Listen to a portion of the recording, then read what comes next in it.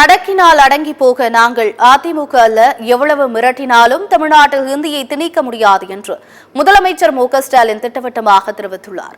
தமிழக முதலமைச்சர் மு ஸ்டாலினின் 72வது பிறந்தநாள் விழா பொதுக்கூட்டம் சென்னை கொட்டிவாக்கத்தில் நடைபெற்றது.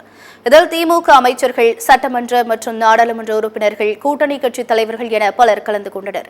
கூட்டத்தில் பேசிய முதலமைச்சர், அதிமுக மீண்டும் ஆட்சிக்கு வந்திருந்தால் தமிழ்நாட்டின் உரிமை தரைமட்டமாக இருக்கும், ஒட்டுமொத்த இந்தியாவுக்கு வழிகாட்டும் வகையில் திமுக கூட்டணி செயல்படுகிறது என்று கூறினார்.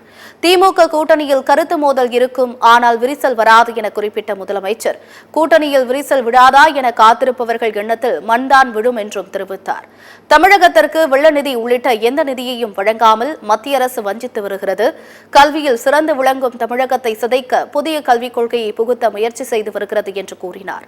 அடக்கினால் அடங்கி போக நாங்கள் அதிமுக அல்ல, எவ்வளவு மிரட்டினாலும் தமிழ்நாட்டில் ஹிந்தியை திணிக்க முடியாது என்று முதலமைச்சர் மு ஸ்டாலின் திட்டவட்டமாக தெரிவித்துள்ளார். மார்ச் 5ஆம் தேதி அனைத்து கட்சி கூட்டத்திற்கு நான் அழைப்பு விடுத்திருக்கிறேன். அதுல கட்சி பாகுபாடு இல்லாம எல்லாரும் கலந்துக்கணும். பிரதான எதிர்கட்சி அதிமுக கலந்து கொள்ளும் என்ற செய்தி வந்திருக்கு, மகிழ்ச்சி.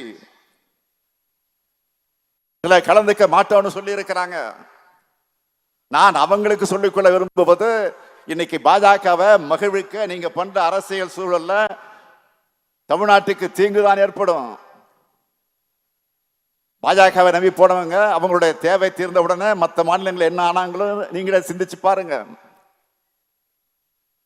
மட்டுமல்ல, தமிழ்நாட்டில் இருக்கிற பாஜகவினருக்கு சேர்த்து நான் சொல்லிக்கொள்ள விரும்புவது, இந்த விவகாரத்துல தமிழ்நாட்டுக்கு துணையா நில்லுங்க. தயவு செஞ்சு உண்ட வீட்டுக்கு ரெண்டகம் பண்ணாதீங்க. நாம எல்லாரும் ஓரணியில் இருக்கோம்னு மற்ற மாநிலங்களுக்கு காட்டணும். அது மூலமா தான் வர இருக்கக்கூடிய ஆபத்தை தடுத்து நிறுத்த நம்மோட உரிமையை வென்றெடுக்க முடியும். வென்றெடுத்தால்தான் எதிர்காலத்தை பாதுகாக்க